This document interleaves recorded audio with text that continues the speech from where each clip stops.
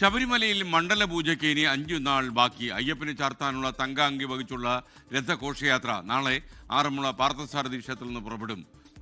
രാവിലെ 8 മണി വരെ ദർശനം നടത്തിയവരുടെ എണ്ണം ഇന്ന് 30,000 കടന്നുവെന്നും ശബരിമല സന്നിധാനത്ത് നിന്ന് വാർത്ത. സുജിത് സുരേന്ദ്രൻ സന്നിധാനത്ത് നിന്ന് ചേരുന്നു. ഗുഡ് മോർണിംഗ് സുജിത്, പറയൂ.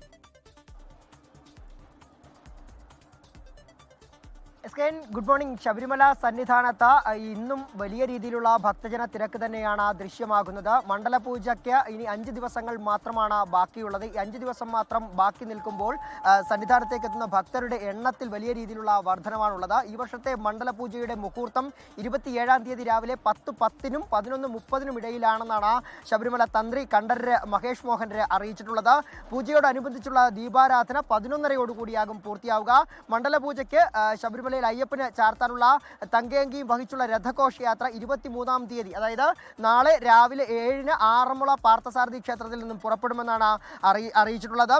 26-ന് വൈകിട്ട് ദീപാരാധനയ്ക്ക് മുൻപ് തന്നെ ശബരിമല സന്നിധാനത്തേക്ക് തങ്കയങ്കിയും വഹിച്ചുള്ള ഘോഷയാത്ര എത്തിച്ചേരും. തുടർന്ന് അയ്യപ്പ വിഗ്രഹത്തിൽ തങ്കയങ്കി ചാർത്തി 6:30യോടുകൂടിയാകും ദീപാരാധന നടക്കുക. 27-ാം തീയതി മണ്ഡലപൂജ സമയത്തും, അതായത് ഉച്ചയോടുകൂടി 11:30യോടുകൂടിയും ഈ തങ്കയങ്കി ചാർത്തിയാകും മണ്ഡലപൂജ നടക്കുക.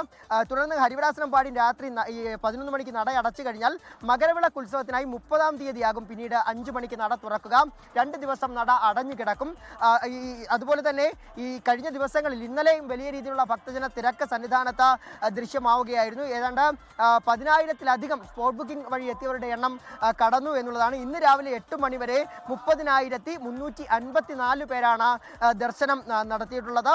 ഇപ്പോഴും വലിയ രീതിയിലുള്ള തിരക്ക് തന്നെയാണ് സന്നിധാനത്തെ ദൃശ്യമാകുന്നത്. ലോകത്തെവിടെയായാലും ഏത് സമയത്തും 24 വാർത്തകളും ഓഗ്മെന്റഡ് റിയാലിറ്റി പാക്കേജുകളും എക്സ്പ്ലെയിനറുകളും വിശദമായി കാണാൻ ഞങ്ങളുടെ യൂട്യൂബ് ചാനൽ നിങ്ങൾക്ക് സബ്സ്ക്രൈബ് ചെയ്യാം.